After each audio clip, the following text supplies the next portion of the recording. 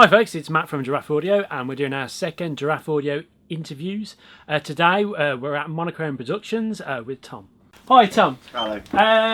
So do you want to tell us about yourself and a little bit about your history in the music industry?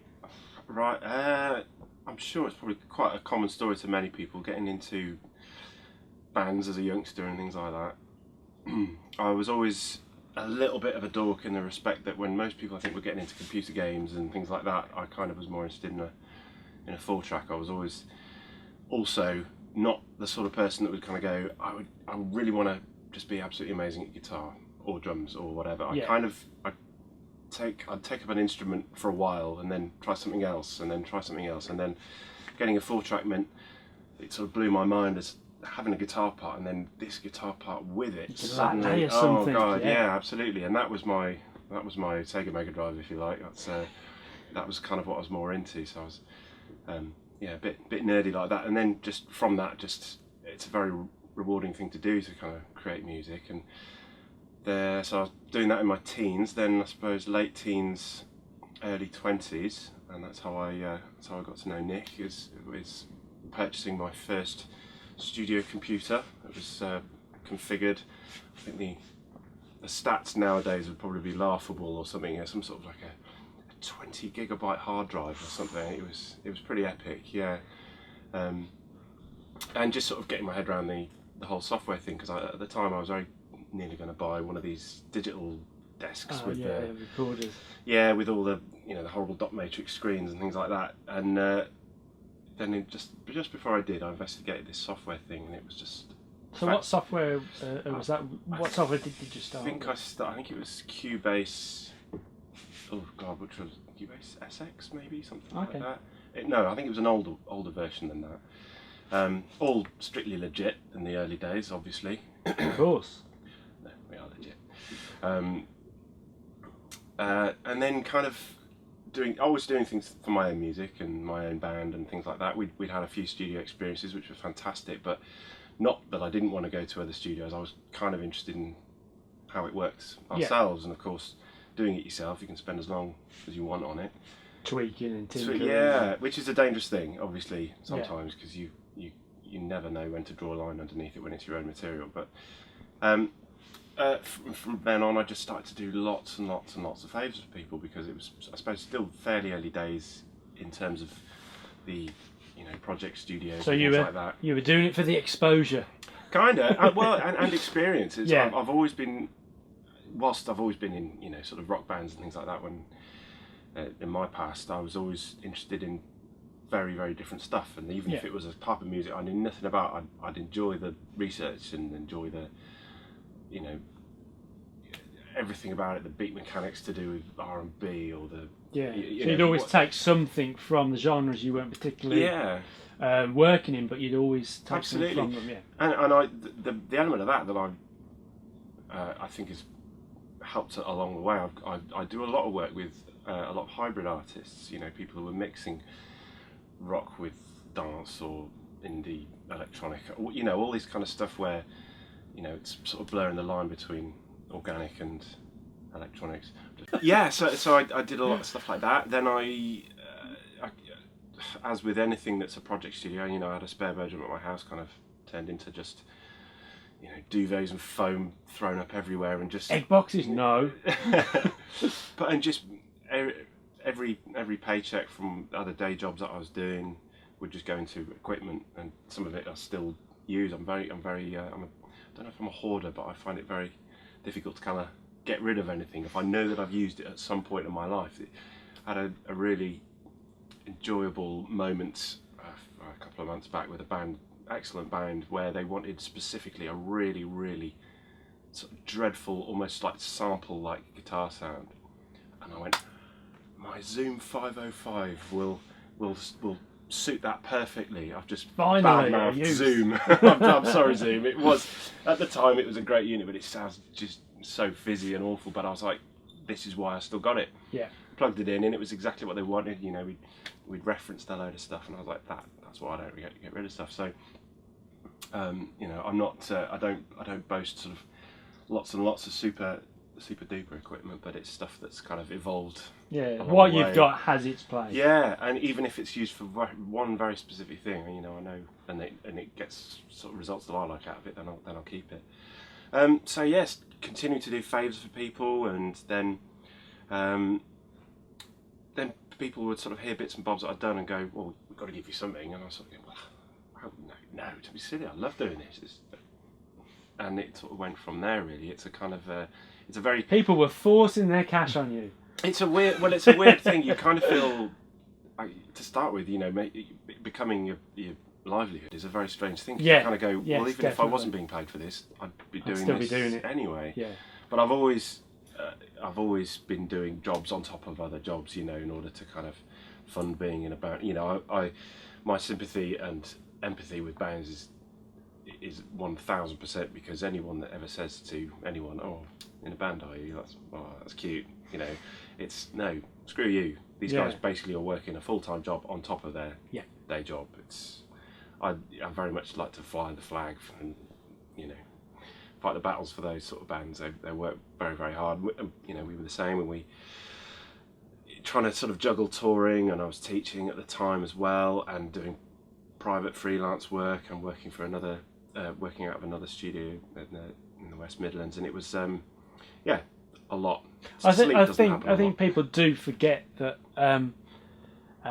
you don't just do one thing in music. There's a whole, being a professional musician doesn't mean I just go touring or just play live.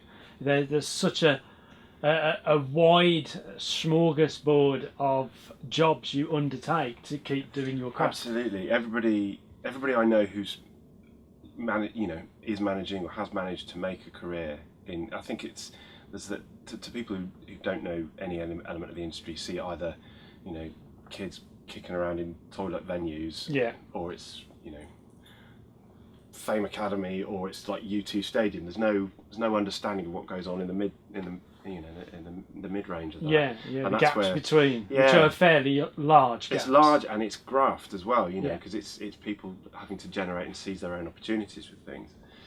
And so everybody I know, they'll work. They'll have sort of be printing T-shirts alongside doing their band or their studio, or they'll just lots and lots of additional things. And I've done all of that. Used to do live sound. I've done dry hiring various studios, having a mobile kind of setup and going around to people in their rehearsal rooms, and lots of different ways of doing things. And now I'm very lucky, and touch wood, it's non-stop at the moment. But well, tell us a bit how you found this place and when you moved here, and a bit about the studio. I've been here 5 years. I can't lay claim to having kitted it out from scratch. If I'm absolutely honest, it's I was going through a period where I was dry hiring studios, and that was fine, but a steep learning curve, because every place you go, it's set up in a certain way very often for the individual or group that run it. This is very much the same. You'll notice I'm a huge Back to the Future fan, and the way I describe the studio is kind of like Biff's car. No one else could start it. It's kind of like that. You wouldn't know. The wiring probably wouldn't make any sense or anything like that, because I'm changing things around. But you do that. You go to a studio and you kind of go, I really like the way that's sort of set up, or that's a good idea, or that's a time saver, or whatever. And then somewhere else you go and you kind of go, that doesn't make any sense. And all the while you're kind of building this sort of schematic in your head of how you would do it yourself. And I was ready to kind of make a leap in terms of premises, and I'd got very far down the road actually with a property in Birmingham, totally opposite of this, right in the middle, right round the corner from your old place. And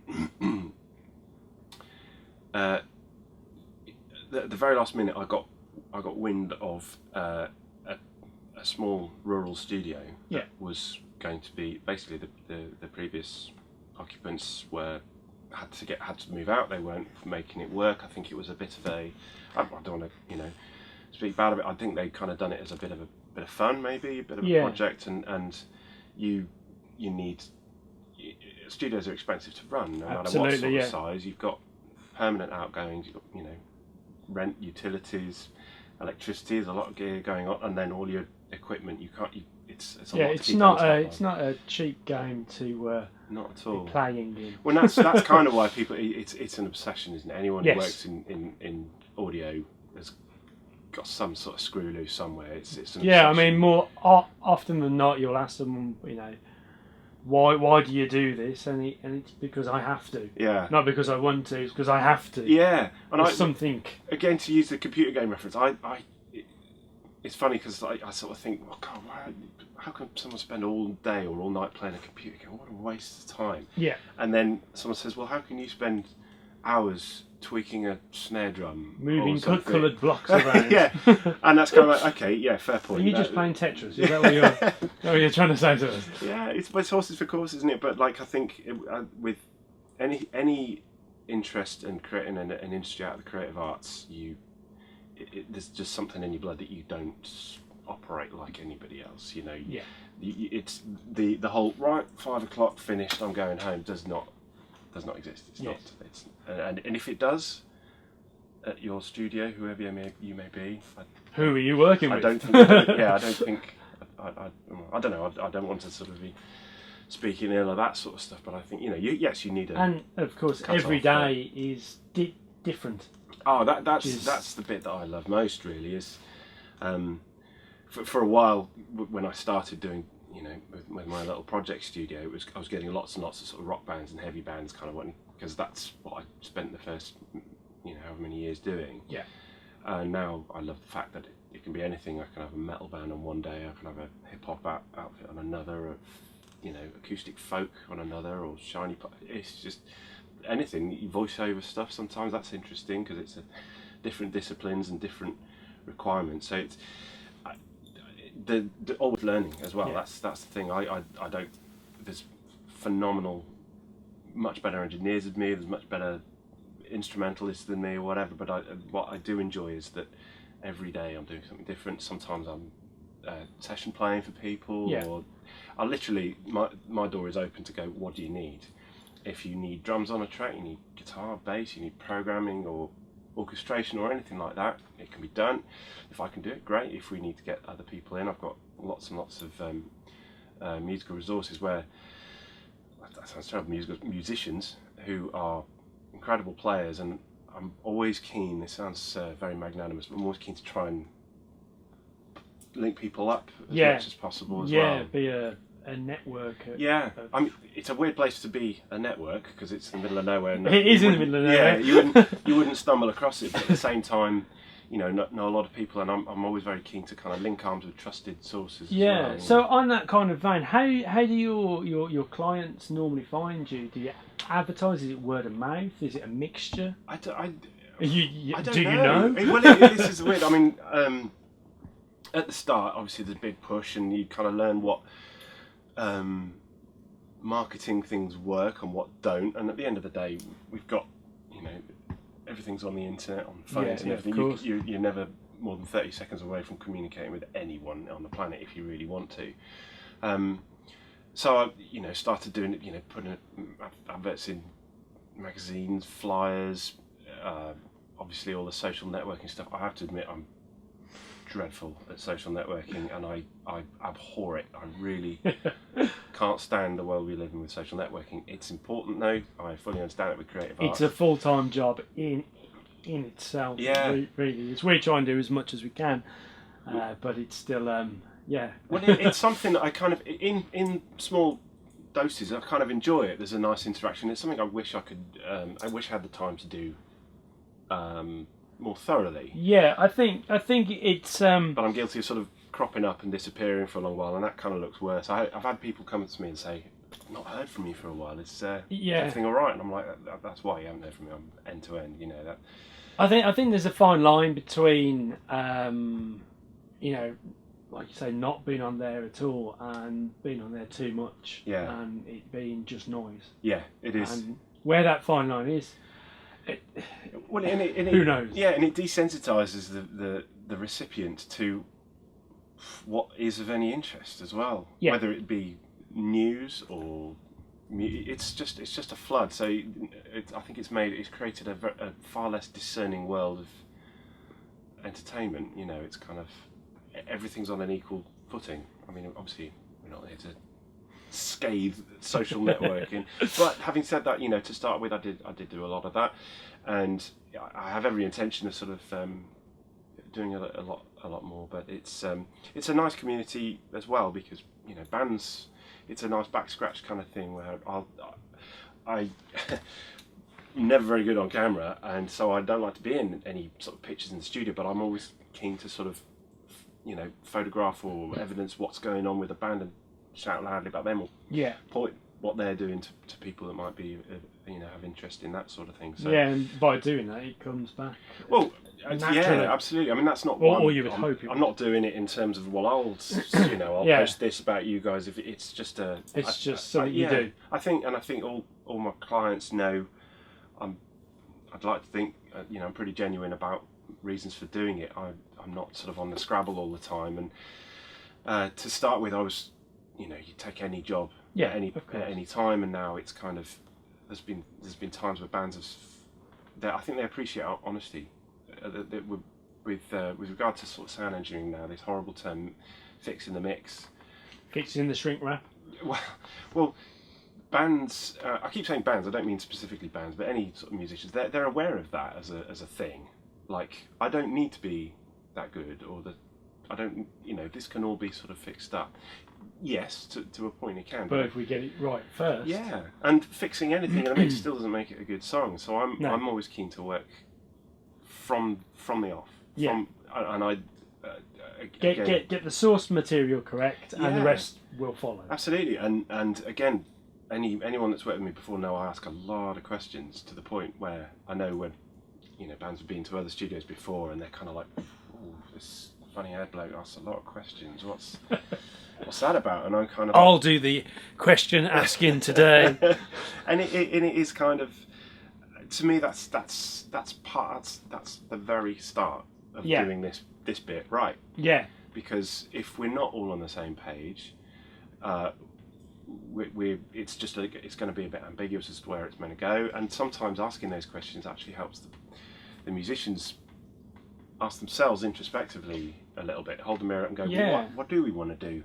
Or you know, where do we actually want to be? Sometimes there's a horrible psychology with bands and musicians in the UK. I've done a bit of touring abroad, and I'm aware of various sort of live music cultures in other places, and in the UK it's pretty horrible. You're almost, unless you are superstardom, you're almost meant to feel a bit sort of like apologetic about being in a band. Like, it's kind of like, oh, you know, shouldn't that time be spent wisely doing something else, or whatever? You have accountancy, which is very important, even if you're in a band. If you don't know where your cash is going. Well, absolutely, and well, yeah, I mean, that's another thing as well. Is I try to sort of, I suppose I'm just dead nosy. I kind of want to know everything about a band to kind of go, I hope that they don't make big mistakes about stuff. I think aware it's of all these other things. A great approach to have, because it helps the band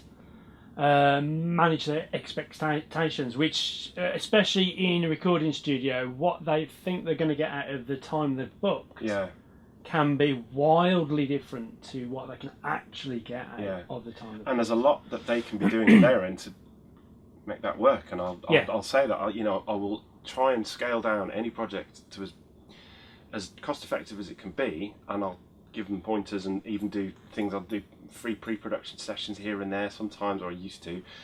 God, it's harder to do now, but to kind of go, look, if we've got a lot of this ironed out before you come in, if you come in rehearsed, you know your instruments are in tune. Yeah, and the song's ready. Yeah, we've discovered there's an intonation problem on the guitar. You can get that set up before you come in. It's all going to save that time. But this idea of kind of feeling a bit like I'm in a band, and kind of almost like it's sort of like a sneaky hobby or something, and it's like that. Just embrace it wholeheartedly. You know, in America, for example, if you're on TV, a musician at any level, an athlete or in the military, you're a hero. And over here, it's kind of like you treat. Well, at least you're doing what you want. Yeah, absolutely, exactly that. Yeah, and it's kind of you're still doing it, kind of thing, and it's. Yeah, No. he was in a band when he was 15. Still plays in bands now. Yeah, exactly. And it's everyone's just a bit too quick to kind of hang their hat, kind of going, oh well, the opportunities didn't come my way, and it's like, well, did they, and you didn't embrace them, or did you actually source these opportunities? Did you work hard in areas that you could have done? So I hear such horror stories of where bands have kind of spent their money with companies. I'm not going to name names of who I've heard of doing all this sort of stuff, but they're kind of quite happy to take the money off a band and sort of cookie cut approach to PR or and they can be using the funding from those smaller bands to fund the larger acts where they are seeing return. Yeah.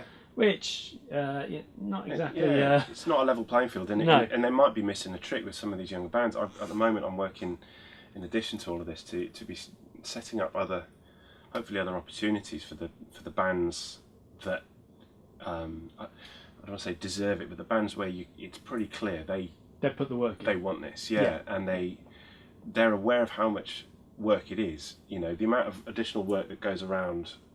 It's not just that 40 minutes on stage or whatever it be that's the payoff. It's kind of like you've got to graft in this, and like I say, it's a full-time job on top of whatever other job you do. So I think that's where I don't know, an empathy with bands, because I've always come at it as a band player. More from the production side rather than. And the dynamic within every band is different, and that's the most enjoyable thing. I mean, I'm exhausted at the end of every day, every session, absolutely knackered, but I'm just grinning because it's brilliant.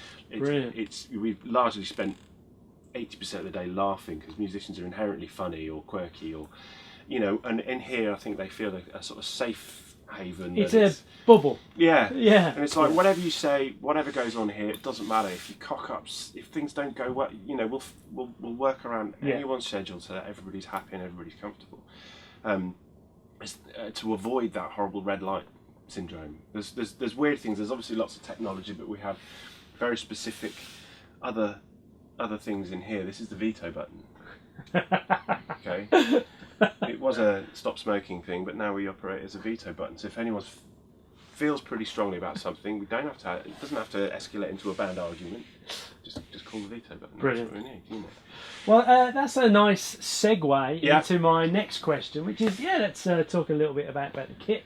The kit you're using here, and the ways you use it. Really, tell us about the facilities. Really, the facilities. I don't know. Well, we've got a live room downstairs. It's not the largest live room, but because of the nature of the building, it's quite versatile in the respect that we've got a acoustically treated and controlled live room downstairs, which is great for all drums and loud tracking, bass and guitar amps and whatnot. All these guitar, everything's wired through the wall. So again, it's not a particularly new idea, but the difference between tracking guitar under headphones right by a screaming guitar amplifier, some people prefer it, some people want to connect in that way, compared to being able to hear your drums. I mean, the way I often work is a lot of engineers will track everything and then mix at the end, and I don't like to do that personally, because it inspires the band with a bit of confidence, firstly, to know, once we track the drums, they're starting to sound, and they're hearing and making decisions. Absolutely, and because there's nothing worse than being that guy in the band, and you're sort of wondering, I'm not quite happy about that, but I wonder if he's going to pick it up at the end when we get to the end of the mix. Is it going to? Yeah, and then something else happens, and he goes out. And it's forgotten about, and it's like if something he's dealing with, they'll deal with it there and then, and the band feels comfortable and confident that it's all moving the right way. Brilliant. Means by having at least a partial drum mix, that what the bass player or guitar or whoever's going next, if it's a multi-track, they've got something very firm to follow. Yeah. The patterns are clear. That centre line of the kick, snare or whatever is strong, and it's been, having gone through pre-production and the arrangement and making sure that all of these kind of mechanics, and particularly with some of the rock stuff where it's a very riff and pattern based, it's kind of like that's got to be ironed out early on, and then when we get to this point, it is. So to be here and hear your guitar amp through those mics, how it's going to be on your record, is a lot, because you've got the opportunity then to go, what if I try this? Yeah, can we try something else, or it's too gainy or too toppy, or we can go great. Like we can change the sort of mic balance, or we can change the EQs or whatever, or tweak some pad, all sorts of stuff, and we can do it. And they're part of it, rather than being under headphones and feeling a little bit isolated and going, oh, I hope this sounds good, or I hope they know, you know it's going to land right at the other end. And you can communicate. So if guitar player's right there, you can pick it up anything that's not landing there and then. And it's so everything's sort of set up in probably a very quirky way. Like I say, some of the gear's sort of expensive, and some of it's stuff that I've had for years that isn't particularly you know, high end in that respect, but it means it gets a certain sound. Like going back to your story about the Zoom, it had a certain. Well, sound, it gets a certain sound, and more importantly, on sort of bands on a budget, and they're all on a budget if they're, you know, self-funded in whatever way, get there quick.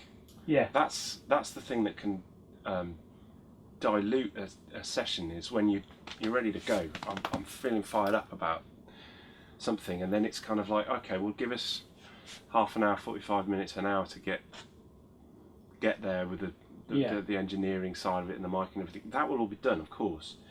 But if we need, if that inspiration's there, when it strikes, you can get it down. So do you just track through the desk, or do you mix through it as well? Or are you mainly inside the box? Absolutely, 100% in the box. This is just, I mean, again, this is not the flashiest desk by any means. It's clean, and it gets the signal in. I might colour with a few bits and bobs of outboard on the way in if there's specific things I want, but because I'm jumping from session to session to session, you need something which has it's got to be in the box.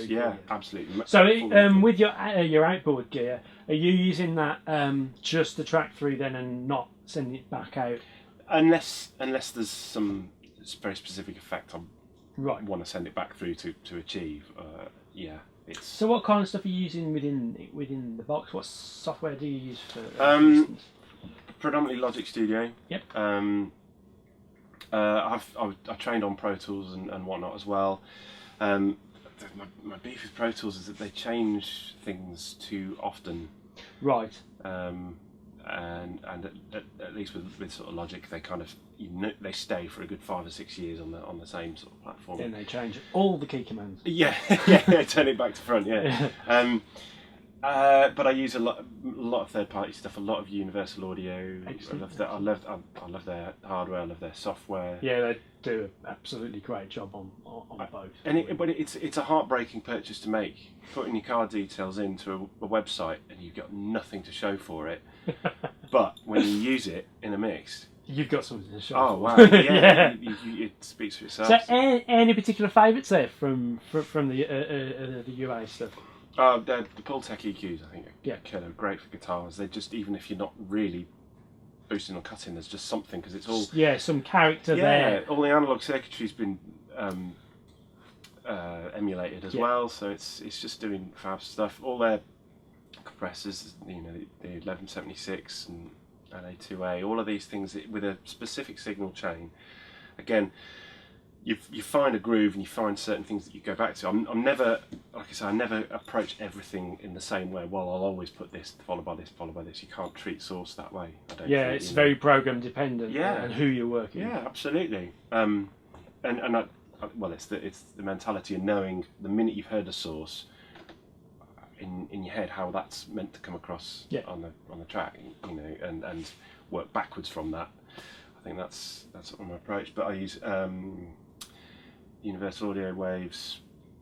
Stephen Slate is another one that I think he's quite a forward-thinking approach to a lot of the things he's doing. Yeah, his hardware as well is quite interesting.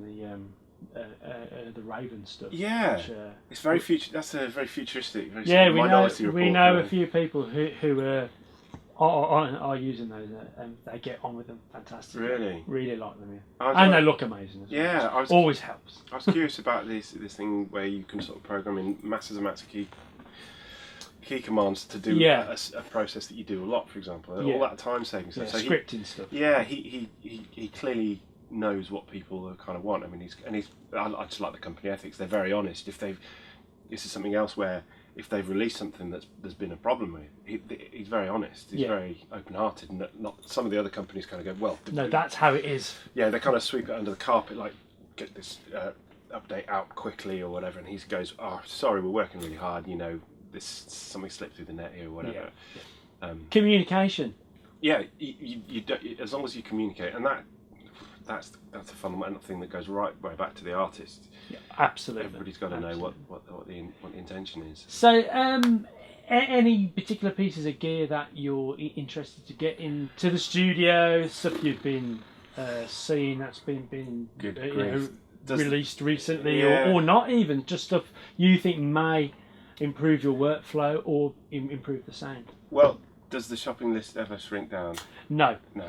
And I blame you guys. I blame you. We are facilitators. You are. You're enablers. Yes. No, but that's the thing, and that's what I've always appreciated with Giraffe, is that you're absolutely honest, and the research you guys do for me personally, looked after. We like gear as well. It's always a pleasure. It is, isn't it? We're just big boys' toys. Just everyone just like goofing tools. about. Tools. Yeah, tools. Sorry, tools, not toys. Yeah.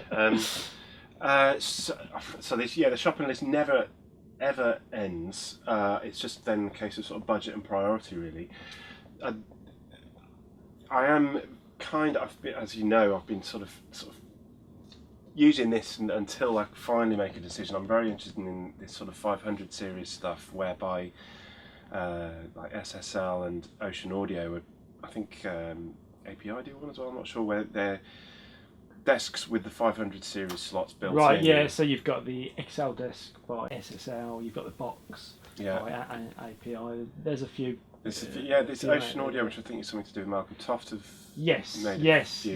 can be. I think you can break that down to not even a desk almost. It's just a very modular way of working. Yeah. Very forgetting flavour and tailoring a desk to exactly how you want to work. These kind of desks are absolutely. Well, that's what interests me greatly, is because I know I'm very guilty. If there's something I like and I've tried something on something, I'll buy it. I'll stick with it. It's not like, well, you know how long it took me to invest in the new monitors. It takes me a lot to the Focal Twins, as you can see. These phenomenal gear. I mean, I'll tell the story that with Giraffe, you've been fantastic and lending me stuff and getting me to demo and try stuff, and I'm ever so nervous to move out of my comfy slippers. I always use the NS10s, and I wouldn't call the NS10s comfy.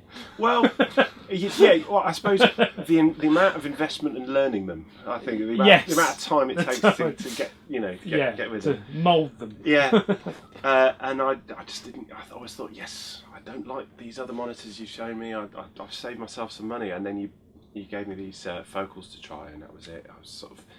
I don't like to try and sort of A/B. I just threw myself into the next session with a band that I'd done a lot of work with, and everything just landed very, very smoothly. Brilliant.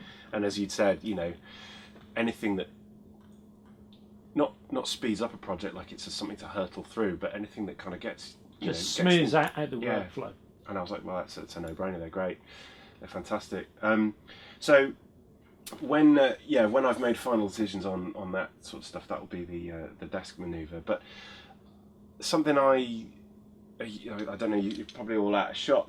I invest a fair amount as well in very, very, very front end. People talk about front end being your sort of mics and preamps, but to me, front end is the instrument as well. Right. And one of the reasons I think to go to a studio is to kind of go, I haven't got one of those, or I haven't got the opportunity to try one of those, or whatever, or I'd quite like to try that with that, or anything like that.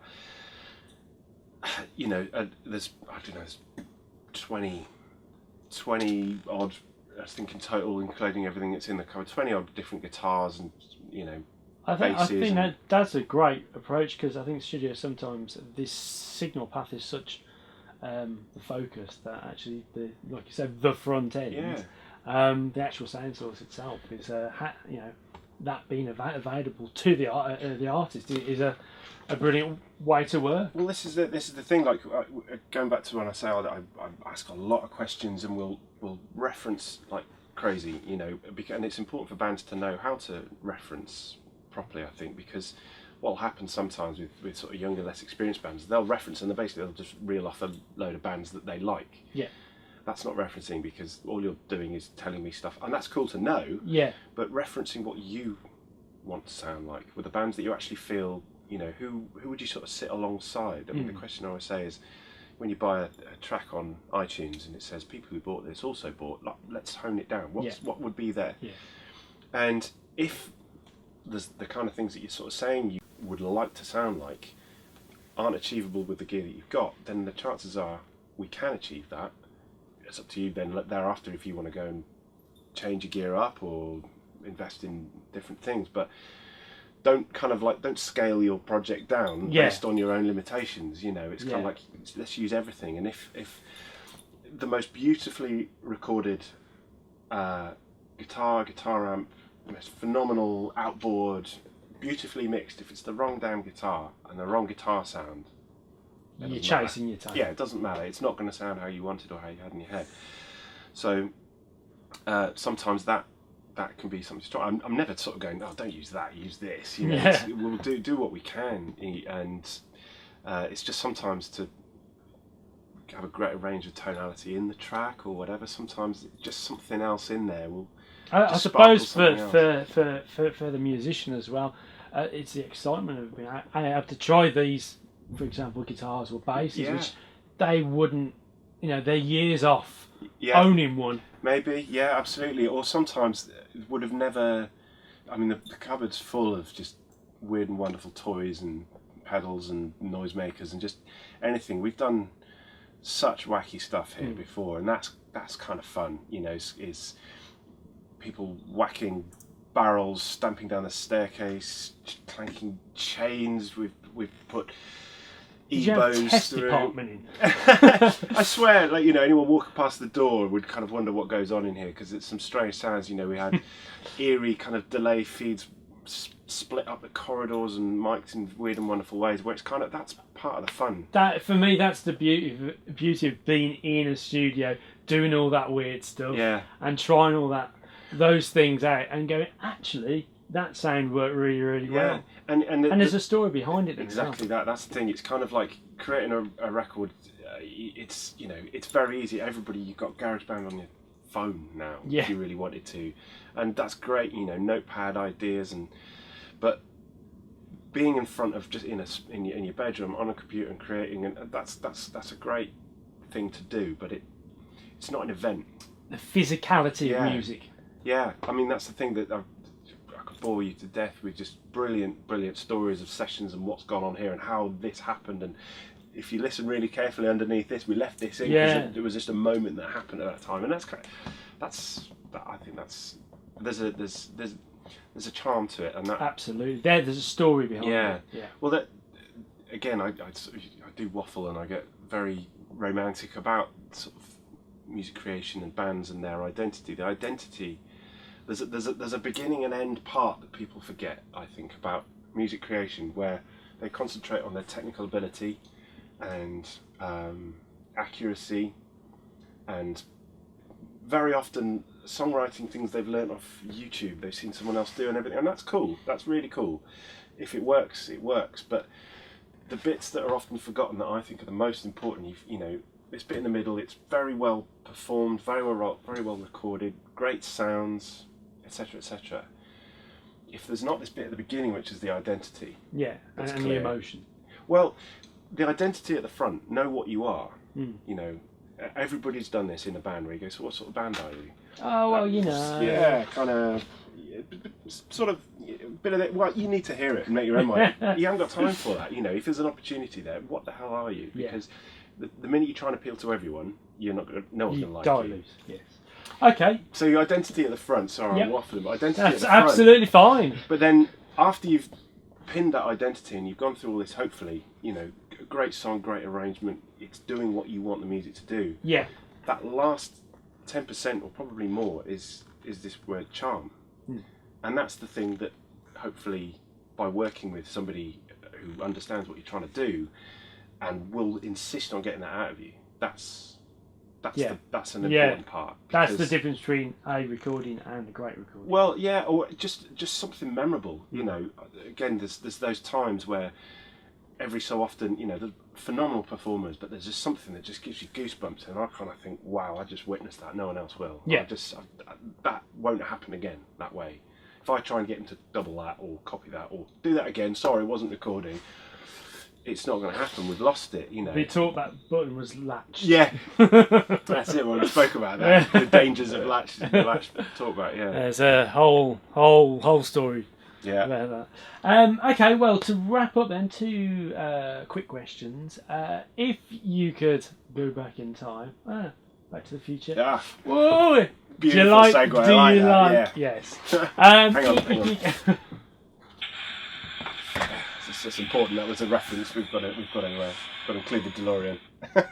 Okay, so yeah, if you could go back in time, not to 1955, but what would you change about your career so far? Would you change something or? I don't know. Was it? There's lots of specifics. I think that change, and you'd kind of. I don't think I'd change anything because a lot of it is to do with things that I've learnt along the way, and there's no way of knowing that as a very young musician. Of course. You know, it's kind of. God, I say that a lot. Kind of. Ugh, I've got to stop saying that. There's things I change in terms of being in a band myself. Yeah. And these are things that I try and help other bands. Okay. Not make mistakes with or whatever. So you're kind of doing that in the work you do now. Yeah, well, you know, there's a lot of times when there's anything going on, there's conversations happening, and try and, you know, avoid certain things. And obviously technology and the industry's shifting all the time, so it's very important but very difficult to stay right on the nail all the time in terms of what's going on, what's happening next. But I don't think I'd change anything because. For that very reason, everything is moving so fast. Yeah, and kind of gets you to this place. Yeah, yeah. God, that sounds terrible. So I wouldn't change anything. That sounds like I'm absolutely sorted. No, not at all. I would have probably tried to have a better work and home social balance. I think that's something. And that goes back to the obsessive musician type thing, but how could you change that? Because would it be the same? Exactly, you don't know. You know, I'd say that to other young engineers or producers is you know, your own sanity and well-being is quite important. The gear and all the you know, the effort you've got to work very very hard and generate the opportunities. But I don't know. At one point I was working in the States.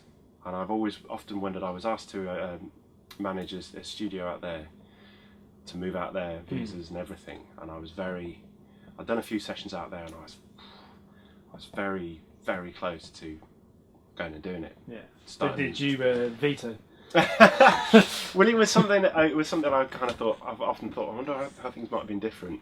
Yeah, well. You know, but I love the United States, but it's somewhere I wouldn't. Yeah, to finish off then, are there any projects you've been working on recently which you'd like to give a shout out to? You said earlier that you know where you can you try and push the bands you're working with. So yeah, away you go. Well, there's been some phenomenal bands. It sounds terrible because if I mention some bands and not others, it sounds like I don't rate them as much. But I've been doing some fantastic work with a band called Broken Wit Rebels, who I've sort of worked with them since the start, really, very early stuff, and those lads work really hard and they really put a lot of effort in. Same goes to So what type what type of stuff? Sort of soulful indie, and it's big old kind of big riffs here and there, big choruses. The guy's got a voice that's I can only describe as being, he's like a modern day Joe Cocker kind of stuff. It's just raw, but just it's so honest, and that's the thing that appeals to me. I've been doing a lot of work for a number of years with a band called Dance à la Plage, who are kind of sort of quite sort of bright poppy summery indie kind of stuff. Yep. Very good band. An industrial, an electronic metal band, female fronted, a unit from up north Huddersfield called Bad Pollyanna, who are a fantastic band. They've just released a new album as well. Really heavy stuff, very conceptual. That was a really exciting project, really delving into the kind of, it was all to do with psychological conditions and all this kind of stuff, and we did lots of really interesting stuff involving embracing their fans in different ways, actually getting them to offer small audio contributions and stuff, and brought it all in. It was really, really cool project. Brilliant. I mean, there's an art rock, I call them art rock, slightly proggy kind of band from West Midlands, Worcester sort of way, called Ronin as well. Very talented lads. They're in next week actually. Just so many things. So I can't pin it down because it sounds like there's not others. That Tyler May is another band I haven't seen for a while, but I think they're just about to re-emerge with a lot of material. It's kind of really aggressive metal meets trap hip hop kind of stuff. It's very stylish. It's not for everyone. Okay. It's pretty aggressive stuff, but they're very good at it. Interesting. Great stuff. Well, Tom, thanks for that. It's been absolutely great. No, it's great to have you guys here. I'm sure the viewers will agree. Very interesting stuff. And that's it for now. We'll be doing more Giraffe Audio interviews, but for now, thanks to Tom from Monochrome Productions. And see you next time. Cheers.